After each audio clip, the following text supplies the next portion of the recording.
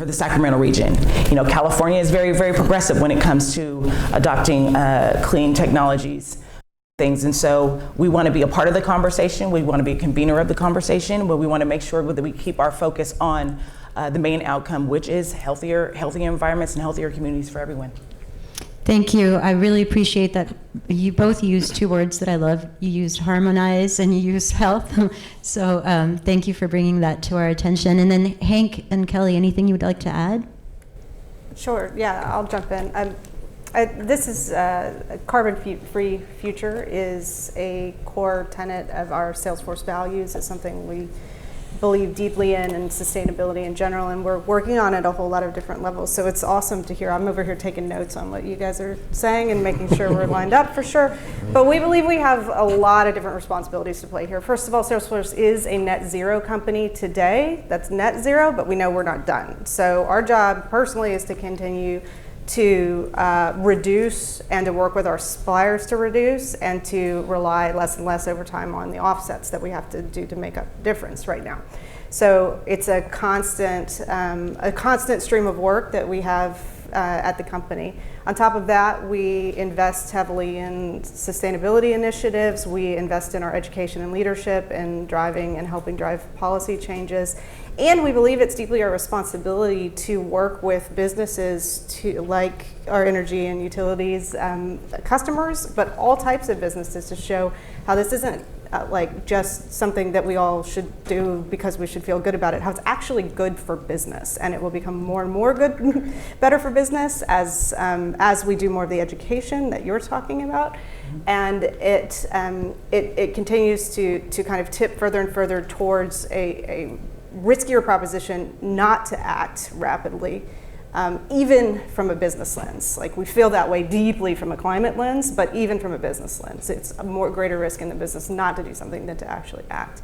And even within our business, we took a long, hard look, and sounds like we're going to talk a little about AI data centers here in a minute, but sounds like it. we took a long, hard look at some of our infrastructure not long back as part of one of our initiatives, and we not only found significant efficiencies and savings that we could do, but we found 14% operational cost reduction at the same time. So, like, if you really look at this from a sustainability lens, you can also get real savings in the business sometimes. Not every time, but sometimes. I'll try and keep it quick. I think for us, Vistra, and I'm going to use GHG protocol for those who are familiar, like we think, what is carbon-free future? So scope one for us, we're decarbonizing. We're down 50% scope one emissions since 2010, primarily through power plant retirements. We're spending $500 million a year plus on CapEx for growing up zero carbon assets. I think everyone in the room is aware of our recent M&A with Energy Harbor and their nuclear assets, taking those assets, maintaining them, keeping them online, making them improvements. To really reduce and improve scope one emissions. I don't think those are going to go away. I think you're still going to have scope one emissions in the future by 2050. Scope two, it's kind of in line with scope one, what we're doing. Scope three, I think same thing. You're still going to have emissions out there. Hopefully some of those carbon offsets, if they're valid and can scale and can be additional, they can really reduce those latent emissions that can't be reduced anywhere else. And we've got to find a way to do this affordably and reliably for the grid. So that's what we see. Thank you. We've touched a bit on a little bit more of the tech side of it, like these technologies that will be implemented, not specifically which ones, but a lot of that has been touched on. What we're focusing on too, though, is working with customers and bringing them along on this renewable energy transition, and into helping them know what role they fit in to help create a carbon-free future. And when you think about the customer, like we're thinking about asking them to make some changes with the way that they use energy, with the way that they engage with energy, how much energy they use. And anytime that you are asking someone to make behavioral changes, you want to really reach their heart and their mind in order for that change to happen. So what are you actually asking of customers? What does it look like for them? Emma, you want to start here? Sure. Yeah. So let me kind of take this at two different levels, because you mentioned hearts and minds, and I think there's a lot to unpack here. So again, a little bit in the technical world. From the technical perspective, I think we're, as an industry, at a pretty healthy spot in terms of being able to replicate what we can do at the local residential consumer level, right? Short-term duration, clean energy systems. We are still leaning a lot on base dispatchable resources, but I think we're kind of proving how far or how much farther we can go with that. I think there's a couple of risks here. One is we've got to be careful not to fall in the trap of believing that 20, 30, 40% goals can be just simply extrapolated to 60, 80, 90, 100% goals. It's not linear, right? And the challenge gets vastly more complicated. So at the consumer level, what we're doing right now through our Vividly Brighter suite of services, and actually Dr. Mahoro's in the back here, he's our Executive Vice President GM over that program, and he's on a panel later, but we're working with our membership, our consumers and our member owners to meet them with home wiring systems. We're installing EV charging stations, both public stations as well as in the home. That's part of extending our education in terms of helping them with upgrades. We have an on-bill tariff program that's designed to help allow them to make energy efficiency improvements in front of this. But from a kind of a residential consumer perspective, our aim is around education and then offering the trusted services to take the member, the consumer, all the way from the concept of an EV to actually having a dependable charging system installed, making their use case work for them, putting them on the right billing system, keeping in touch with them and keeping them well informed. Similarly for solar, right? Helping them with respect to selecting those systems, making sure they're sized right, and aspirations around helping them even on repayment for those systems. So I think that covers off kind of the, where we are with respect to kind of our traditional consumer. I'll go to the other end of the spectrum, and I start to look at kind of bulk energy requirements and kind of PJM specific here just for a moment. There are some serious concerns around bulk energy availability in PJM. PJM's Energy Transition Report last year called out some inevitabilities surrounding a declining reserve margin. So this is where there's a real risk of not having the safety valves that put us in a scarcity situation that really starts to hurt us on hearts and minds, right? The hearts and minds of policymakers, the hearts and minds of consumers. If we get into this world of inadequate resources between now and having the bridge to where we need to be, and I'm talking about large-scale clean energy, there's some real risk on reliability and pricing that could work against us on hearts and minds. So I just want to make sure we talk about that a little bit as well. Thank you. Yeah, certainly. Hearts and minds is something very compelling when we think about it, because I don't know, 10 years ago if we would have been having a conversation about winning the hearts and minds of customers over your utility, right? Customers don't really like to think of us, right? And only do so when they get a bill, right? It's like the moment of truth. Or the power goes out. Or the power goes out, right? So those two things. So it really has become, to your point, a real two-way conversation. It's more about thinking about our customers as consumers and more as prosumers, right? Because we want something from them just like they need something from us. And I think if you really start to understand the prosumer today and how the prosumer interacts across multiple areas, you start to really understand their value stream, right? And that's really they value things that are easy. They value things that they can just kind of set and forget and not have to worry about it. They're also more environmentally conscious and they're purpose driven. And so I think, certainly getting to the hearts and mind is really understanding how to turn that purpose driven prosumer into an ally of the utility, right? And engaging in those two-way conversations. And I think certainly it's definitely one of the many aspects. It's, as a consumer or prosumer, is what's in it for me? What am I getting? And I think really getting to the heart of, doing what's right, going carbon free is more than just, doing something that's convenient or trendy. It's doing something that's right for the climate. It's doing something that's right for the environment, for the air quality, and really building up that win-win scenario for the customers so that they understand that they're a part of this, and then engaging them in a way that makes sense to them in channels that they choose and making it easy for them.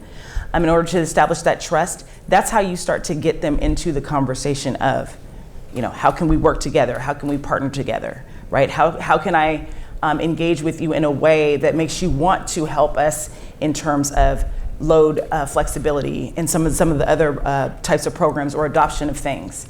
We've been really working very, very hard to really do just that. We have a great kind of join the charge program. So we ask customers like, hey, just join the charge. Just get to know more about what it is we're doing. And it takes you to a site, you can sign up, it engages you in different areas. You get a free t-shirt, a water bottle, people like stuff, We're here for the swag. Right, read this, follow us on swag. social media. We engage them in TikTok. So all of the things that are currently being used by pretty much everyone on some level. And really building the story and telling our story. And it really you start to get a little bit excited, you know what I mean? They start asking more questions. The questions get deeper. They start to figure out, even in the smallest way, if I buy this thermostat, then can I? Yes, you can, So it's really getting to that.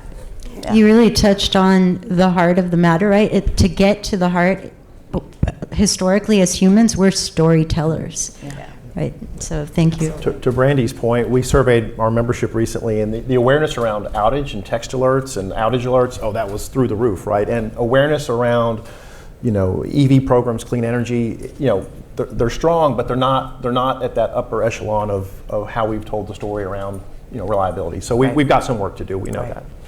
Well, in the hearts and minds about that, just to connect those two things, it's about telling these stories that touch that customer, because even if they had a vague awareness, it's, that's not for me. So that's for somebody Right, else, yeah. What's in it for and me? so how Yeah. do they see a story of themselves or their community reflected in what you're putting out to them, which is that hyper personalization of the message back to them, which is something that we spend a lot of time on. Also, just to pivot back, there's great examples of residential consumers and probably small businesses in there as well. Even we think a lot about the hearts and minds of our business customers, and sometimes it leans more minds, right? But all of the people sitting in the office there thinking, okay, I am a sustainably minded person, I want to do something for my business, but I don't know how to do that. If you hit them where their personal targets are, make me a hero at my company. My personal job is to reduce operational expenses, but also I would love to do it with the sustainable and carbon reduction goals in mind. Let us help them take that next step and go, okay, it is actually in line with how I'm successful in my career as well. So that's the kind of business parts of just getting into the right people and then making them heroes in their company as well. No, I think to echo everything that the whole panel has said, again, Vistra is in a little bit different perspective because we have retail choice. And so customers come to us and they have the choice to stay with our retail brands or leave us. Our wholesale customers can buy power from us or not. And so, winning those hearts and minds is a daily task that we face across all these markets. And so one way that we try and synthesize the products and services that we need to provide to kind of win those in hearts and minds is we listen to the voice of the customer at all the intersection points we have. Those customers come through our sales funnel, whether that's the web or a call center or door to door or any number of interactions. We try and listen kind of on what values they're bringing, whether it's decarbonization, a lot of time it's affordability, sometimes it's price certainty. So it's not always carbon, it's not always environmental benefits. And I think John touched on that earlier, is you've got to think about the affordability aspect. And we'll put products and services out there. When they leave us, why did you leave us? When you call our call center, agents write some things down, online chat. So we try and gather data and input. And we're really a very data-driven company. I think people think, it's just generation plants and billing. There's a lot of data that we look through, microeconomic factors. We look at generational divides.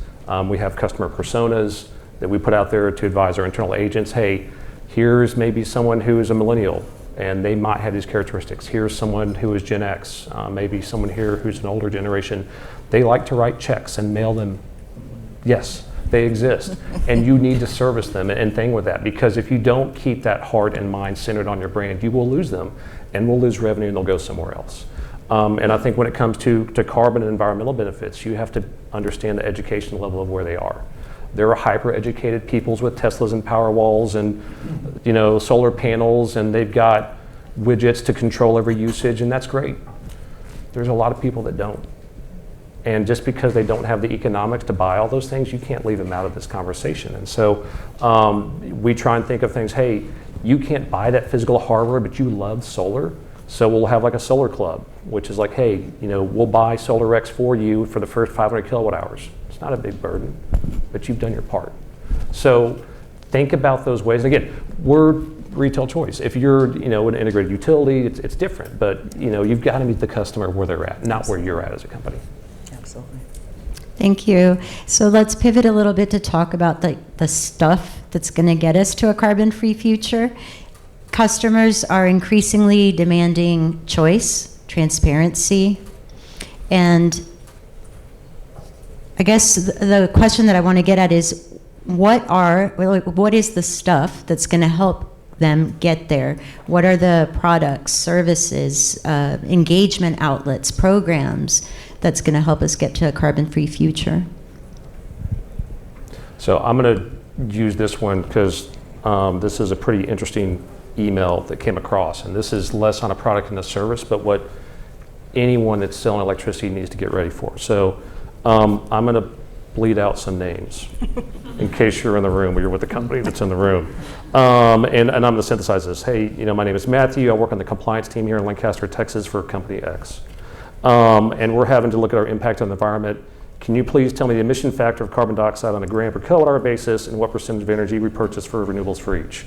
Our corporate team asked me to look into this, and I thought it'd be in our monthly bill, but I've been unable to find it. I've reached out to our retailer, company Y, here in Texas. They told me to talk to company Z, our transmission distribution provider. Please help. This is not our customer. He's with retailer Y. This found its, and the TDU told them to contact Luminant, which is the name of our power generation side. And so I looked this up, and he works for a company that's based out of Europe. So what's going on? Europe has regulations requiring their operations to talk about carbon emissions and usage. And this is some person in Lancaster, Texas that doesn't have a clue on what these things are. Europe does because they're ahead. So if you need it, so talked and said, hey, here's how we think about it here at Vistra. This is how we do this for TXU Energy customers. Here's how you have to think about this. Package it up, work with our team, send something out to them, and I talked to our sales team. By the way, you might want to talk to him when his contract's up for renewal with them.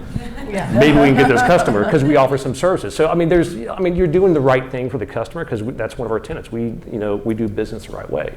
But this is coming for everyone in this room that sells electricity, because Scope 2 emissions are in the California role, and it's in the SEC role, and every single one of these customers are going to come knocking or calling.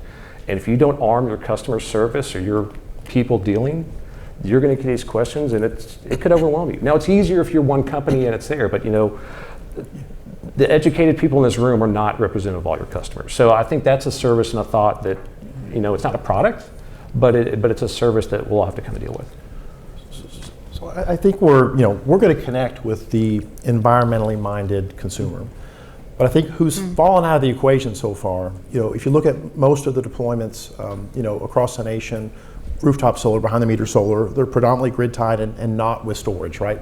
I mean, the bulk of those systems are dependent on the grid and are not standalone. They're not capable of standalone and actually providing the tangible real-time reliability benefit. They provide a reliability benefit to the greater grid, but in that outage, they don't necessarily function, right? They weren't necessarily designed that way. So number one, I think with that awareness about reliability being very high, I think we've kind of, and part of it's the evolution and the economics of storage, and it's kind of scaling up now. But I think we've got a real opportunity to link better that clean energy is your friend with respect to immediate, local, tangible reliability. Secondly, with that, I think we also have the ability, I would say, in our world, to view distributed resources as a protectionism against escalating transmission and other capacity costs that are happening in our markets. If we do the translations right, and that goes back to something Kelly said about like making that business decision maker look good, I think we can make them look really good if we do our job and translate where the markets are at today to the actual cost and benefits of their decision making. And I think that's a big issue, though, because a lot of utilities through the wholesale market, through PPAs or participation in a G&T, there's a lot of translations there that kind of simplify that. And to a certain extent, I think we need access to those pure market signals, because if we get that to our member, our consumer, I think we can make them look really good with a deployment of a system behind the meter, storage, solar, et cetera. Yeah, I certainly, echo everything that's been said. But, and again, I think tapping back to something you said a little bit earlier is it does come back to affordability, right? So when we think about products and services and things that are really going to move the needle, customers care about being affordable, right? They want their utility to be affordable. And if it's not affordable, kind of everything else goes out the window. So the value proposition has to be there from an affordability standpoint.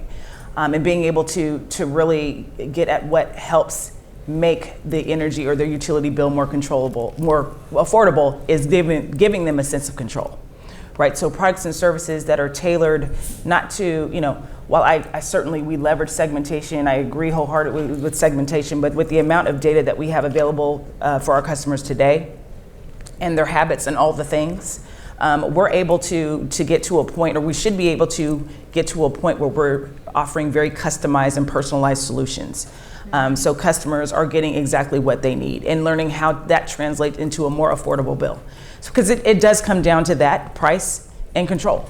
Mm-hmm. They've got those two things, they're great. And reliability, of course, lights have to stay on, right? So getting to the point where we're actually designing programs for customers that customers want, and not the typical kind of cookie cutter rebates, incentives, and kind of the structures that we've been in before, and getting to those more custom tailored solutions, I think we'll start to see a level of engagement that we haven't seen before, because customers engage with Amazon or Instagram or all the things daily, right? I got 2 or 3 hits today because I love Nike shoes, and I got 2 or 3 different sales coming at me when I walked in the building. I'm like, how'd they know? I wasn't thinking about shoes, but now I am. So let me go buy Never something. not thinking Right. about shoes. But those types of things, the same signals that is leveraged for anything else, why can't they be leveraged for utility the same way? Yeah, yeah. We think they should be able to very much. I mean, you referenced earlier programs not getting as much of an uptick as your outage communications engagement, and then you're talking about maybe bundled service offerings, right? Even in a regulated space where you can't necessarily do the creative things that you guys can do, but you can create a more attractive uptake of your existing offerings to the customer. We actually in my team, our team supports a global customer base right now, so we spend a heck of a lot of time with our European customers, our Australian customers, just across the board, getting much more creative about the combination of bundled products and services and sustainability services all together, especially for their medium and large customers, and how can we help facilitate and structure that and automate some of it and structure those programs. We work with you guys to do some of that as well. So I think thinking about that from a return on investment point of view, and from that in customer, and saying, I think you mentioned ability to bundle in and kind of forward on some of those price signals down the line further and further, but then also sort of how do you go all the way back to their corporate goals, whether they have carbon targets or not, and say, okay, what are those goals, and back it up in, and then bring along those carbon targets as well. I was curious about that email, if it was the middle paragraph in a different font, because they probably literally copied and pasted it right from the it's corporate. really small, I can't tell. because we're actually actively working with those companies across the markets, the European markets and in the UK, on how they're going to do a better job at helping meet the regulations that are coming actively right now. So it's more than coming; it's sort of here right now, yes. And I think we should expect many more emails just like that. Yeah. I'll try and send them to our customer service team. Brandy, you made me think of, so our hashtag at Z Prime is Love Your Energy, and I thought, never not thinking about my energy. How do we get the customer to get to that point where they're never not thinking about it? And obviously they think about it when the lights go out or when it gets too expensive, but how do we get them to think about it all the time and to love it? So we talked about products and services, and Brandy, you touched on a more kind of tailored, specific to the customer approach. And so we can have a one-size-fits-all model, or we can have too many choices to the point where people just don't want to choose because they get overwhelmed. So how do you create this personalized, data-driven approach to a diverse customer base? That is the magic question. The magic answer is probably somewhere between, over analysis paralysis and AI, right? But the fact of the matter is, I mean, we're dealing with this issue right now because we do have a lot of kind of the more historic program offerings, if you will, the rebates, the incentives, the things that I mentioned before. And what we're hearing directly from customers, like we do have our income-based programs, which they love. And we have all the whiz-bang things for folks that can adopt all the measures, do all the things, right? That highly technical and very engaged customer. But there's a missing middle. That really, if we were to listen to our VOC and look at the information that the customers are telling us verbatim is, I just want my bill to be low. And I want my lights to stay on. And when I think about it, I may want to participate in a thermostat-driven program, right? When I have the ability to really control my energy, and if we need some load flexibility in there, I'm sure I'm happy to participate, but I like the option to opt out, right? And so we're starting to fine-tune a lot of those programs based on a lot of the new technologies that we have in place in order to meet customers where they are, because not everybody wants to participate on the same level, and I think you brought up that very same point. So we're far from it. Data will get us there, and those customer and VOC insights will get us there, but we have to be okay with the fact that what we may want to see from customers may not be what they want to do right this second, right? And it's good to understand who your customers are at those different levels, leveraging that data in order to really hear from them what specifically they want. Not to go to the full point of complete customization. You do want to land somewhere in the middle where it's efficient for us to do, but we still have to rely on the data and the voice of the customer to get us there, plain and simple. Thank you. So I have to apologize to our audience and to my panelists because I didn't do my job as moderator and keep track of time, and it is 1:50, and we could keep talking. And I warned y'all that it was going to go so fast, and I lost track of time. So we are unfortunately out of time to take Q&A from the audience, but please feel free to catch up after this session. Thank you. Thanks so much. Thank you.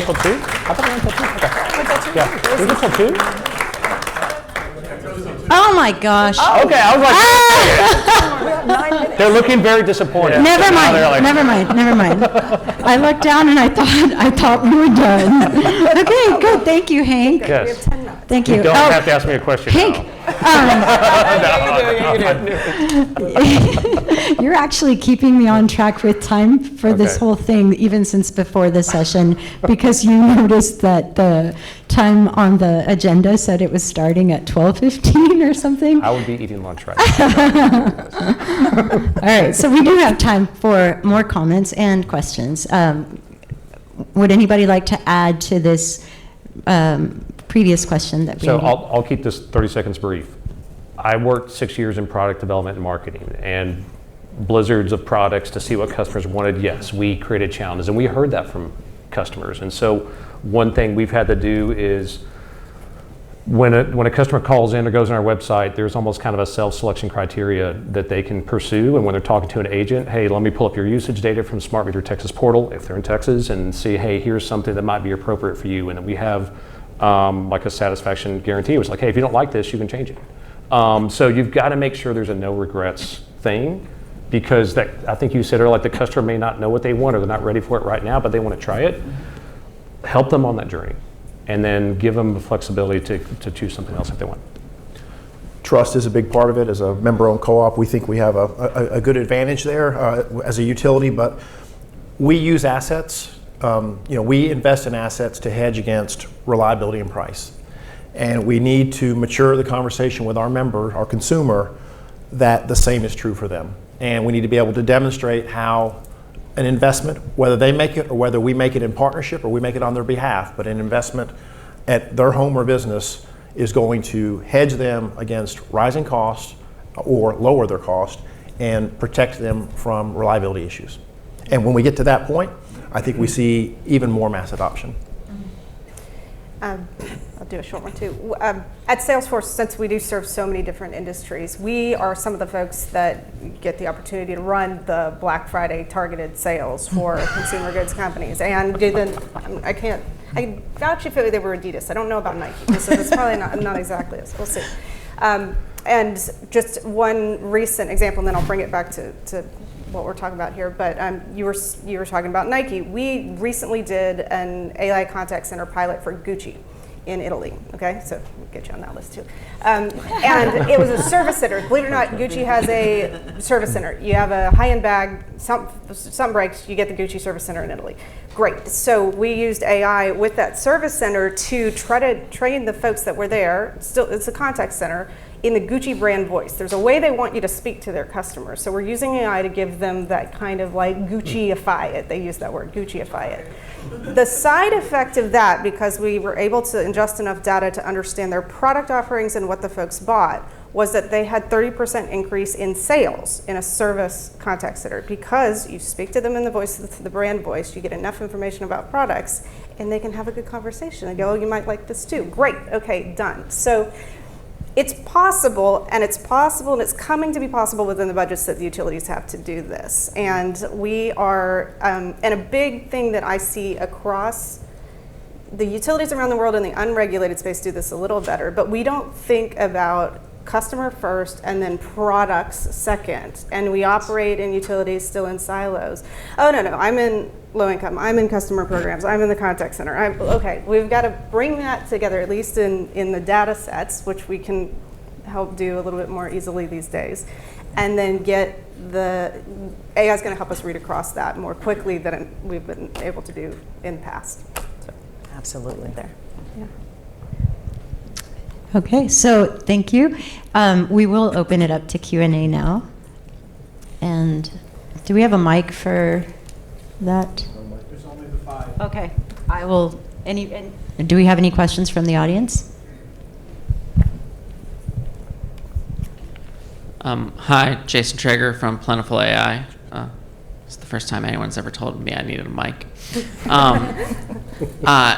So you were saying, you want to get people thinking about their energy all the time, right? But like, what about the opposite, right? Like, how do we get people just like thinking about it, and then, to your point, like investing in the assets they need, like through whatever means, like makes it possible, and then moving on with their lives. Like, how does that integrate into your service plans to say they have a single thought, they can act on it and decarbonize in a way that makes sense, and then move on with their lives in the least friction way possible?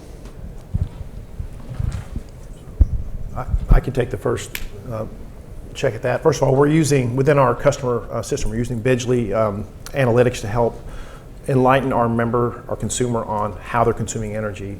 Second, we have, through our Vividly Brighter suite of services, we have a Vividly Brighter upgrades, which can work with helping the member, helping the consumer install on-bill finance, it's on-bill tariff, where we help with repayment, low interest financing, to help that member make the installation net of a reduction in their power bill. So they get the benefit of energy reduction, and so that's kind of on the envelope. Beyond that, we're doing the same with respect to electric vehicle charging systems, to be able to take them, show them what their consumption economics looks like under our rates, given plausible driving scenarios in their case study, and then actually literally go to the home and do the installation, and then literally sign them up on a rate and literally have the rate to help them get back to that market benefit. So that's the type of ecosystems that we are deploying to make it as easy as possible to make a selection, implement, and move on.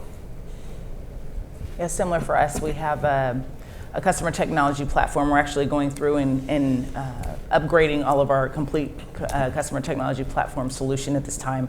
We have an app that has, I think, about 100,000 subscribers at this point, and we've got a pretty solid rating on the Apple Store. So we engage with our customers through those channels, sending signals, texts, alerts, and those types of messages and communications to customers. Also, when they engage with us on the website and tracking kind of what they click on and what they don't, We also feed them information that directs them to our SMUD energy store where they can buy different things, buy a thermostat, sign up for this, buy an EV charger, and then get it installed at their home, and then sign up for the EV rate and all the things. So we try to engage them in that moment, but there's absolutely more that we can do. And I think, again, to my earlier point about AI will give us those insights so we can be more precise, right, when we're targeting customers to take a certain action.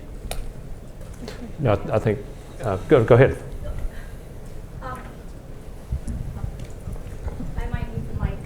Not as loud. My name is Dora Nakafuji, and I had a question for you all on this topic of AI. It's kind of in the vocabulary of a lot of our kids today. And I was just curious if you all have programs that interface with schools today, because one of the things and I'm from Hawaii, and so a lot of our kids are worried about flooding, their homes being underwater. They can't do anything about it because they're in low and moderate income housing or not in served communities.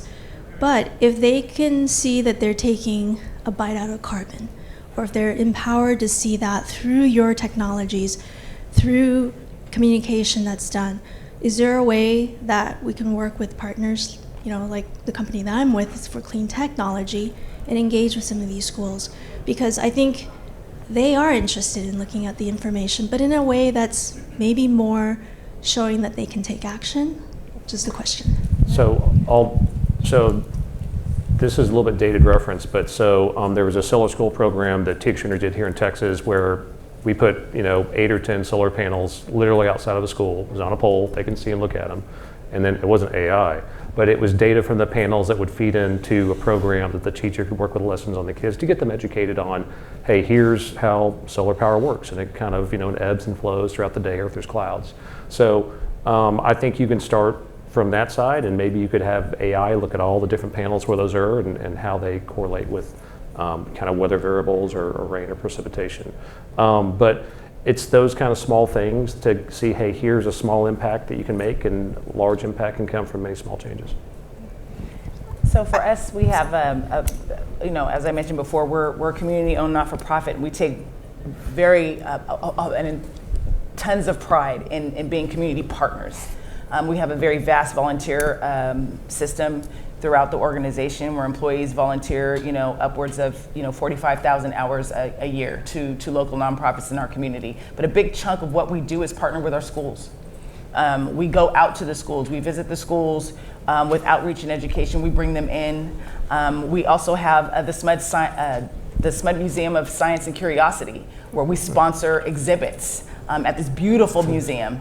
And it's the very same thing, teaches kids about all things STEM, right? All the things about the new greener technologies. And so they're able to interact with this technology hands-on in this museum. And you can really just see the world just opens up for them at the possibilities and how they can engage on this clean energy future with us. And so we're continuing to do a lot of aggressive outreach with the schools. Actually, I had someone call me up yesterday, and they've partnered with a couple of elementary schools and one high school. We're sending folks out to them this week and next to just engage in that conversation and also teach them about the careers that are available there at SMUD as well, and how they can take part in the workforce in terms of green technologies. So, yeah.